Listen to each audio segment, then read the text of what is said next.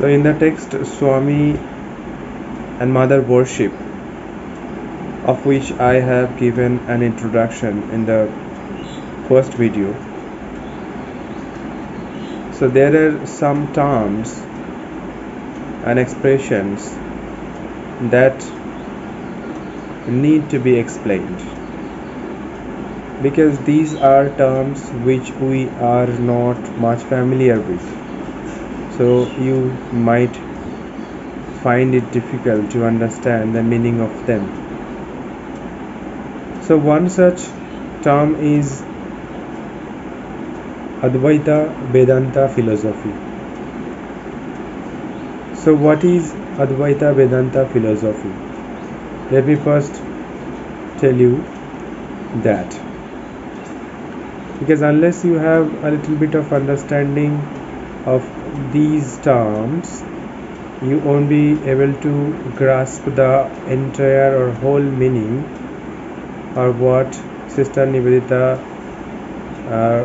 actually wants to talk about Swami Vivekananda here in this text. It would be difficult to understand that. So what is Advaita Vedanta philosophy? Let me first come to Vedanta. Philosophy, you might know, philosophy is knowledge and idea about something which is based on logic. So that is actually philosophy. Understanding about the world, understanding about human beings, their existence and existence of all the other things on earth and in the universe. So that is actually called philosophy, one discipline of study and research. And now let's come to Vedanta. What is Vedanta? If I break this word into two parts, we find Veda and Anta. So Veda, you all know what Veda is actually. We have learned Veda is one of the oldest scriptures. So Veda is actually knowledge. Veda means knowledge, and Anta means end, you know. So Vedanta actually stands for this meaning, that end knowledge of something. And you know that here in Veda or in Vedanta, yes, Vedanta is also based on Upanishads. You might have heard the word Upanishad. Upanishad, what actually deals with is about human beings and inquiry into human self and God realization, how we can realize God through inquiry into oneself, one's inner self. So it's quite practical in that sense. And now let's come to Advaita. What does it actually mean? Advaita, it's a Sanskrit word. Advaita means not the Dvaita. That means non-dualism or non-secondness. It is only one thing. Advaita means only one thing, not two separate things, not two separate forms. So that is actually Advaita. So what is actually being talked about when we talk about Advaita? What it actually refers? What is that? Or what is it all about? It's about human beings and God. It's said in Advaita, or it's believed in Advaita philosophy, that human beings, each and every human beings, possess a self. Self means we can also talk about, we can also describe it in as soul, or as the essence of the entire being of a human being, the essence or soul, and it is called Atman. And the God is called Brahman here, and it is not any conventional God. I mean, the way we believe in other religion, that God is someone who is separate from us and who lives maybe somewhere in the universe as a being controlling everything from behind the scene. That is not the actually concept here. It is about supreme reality. It is about the highest reality of this universe, and that reality could actually be understood or realized by us.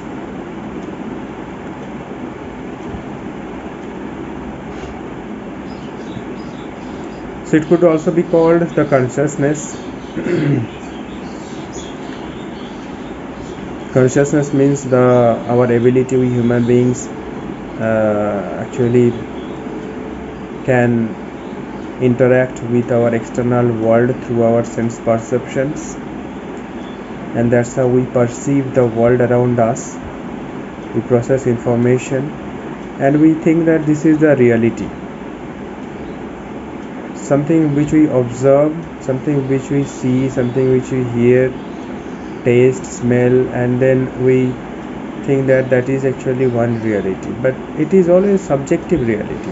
Yes, that is a reality, but it is always from the point of view of one particular being.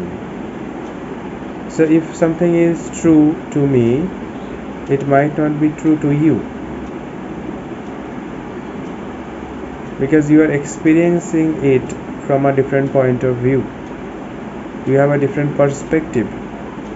So each and every one has a different perspective to things in the world. So from that point of view, we can say that my reality is actually completely mine. That is actually subjective. Your reality is yours. So that is completely subjective experience of this world.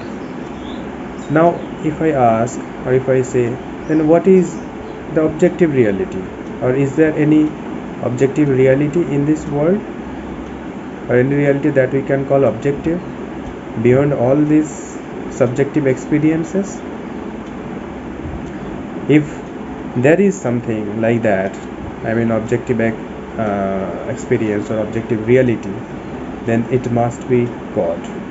It must be Brahman, and it underlies each and everything that's happening in this universe, a kind of underlying force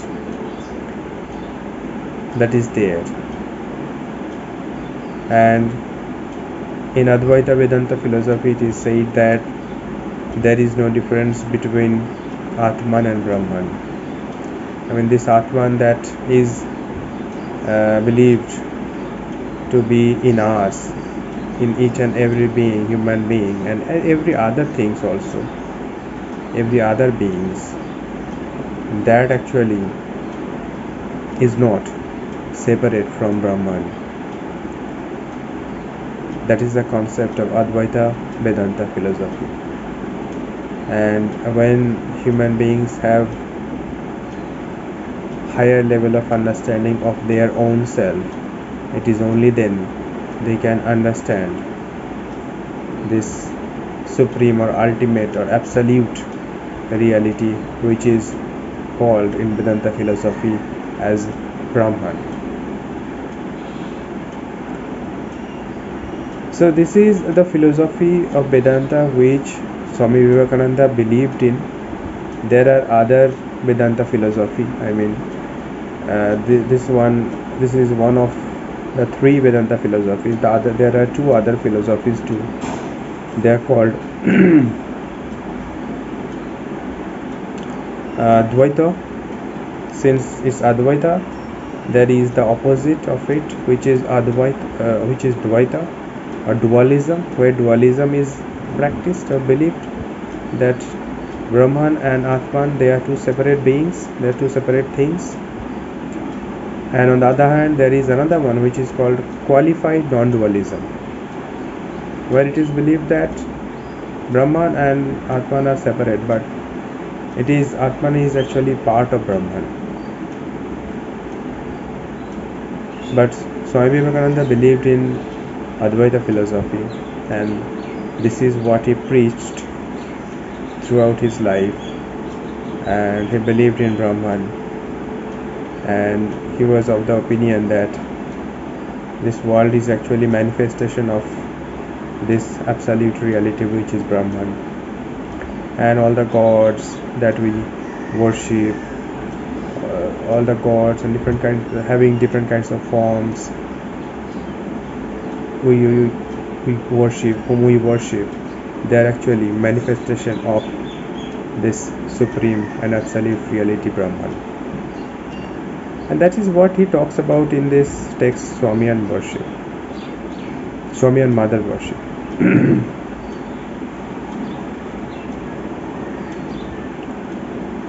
So there is another term also, which is Samadhi. Samadhi means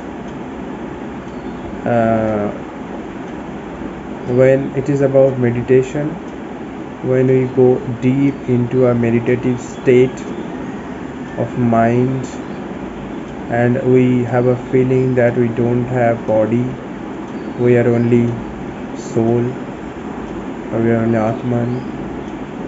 So that deep meditative state is actually called Samadhi. And Swami Vivekananda was one who experienced this practice when he was very young. We all know that he learned, or he was drawn, he was attracted, he was pulled towards meditation very early on. While playing, in between his play, he suddenly had that experience regarding how to meditate.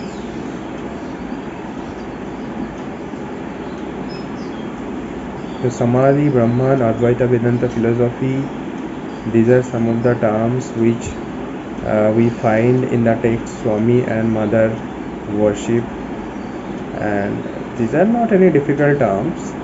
It's all about us. The positive thing, or the most relatable thing, is that it's all about us. And this text and the essence of this text, Swami and Mother worship, is all about human beings.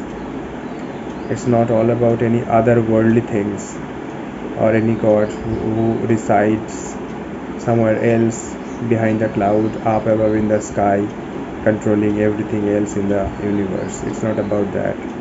It's about giving you an insight into how we can inquire into our own self and realize God. That is what the text is all about.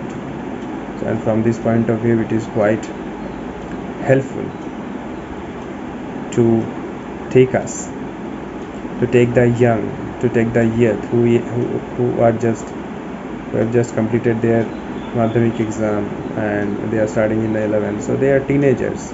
You all are teenagers, and it is this inclusion of Swami and Mother worship, I would say, is a good decision by the board, because it takes the students onto a spiritual journey early on.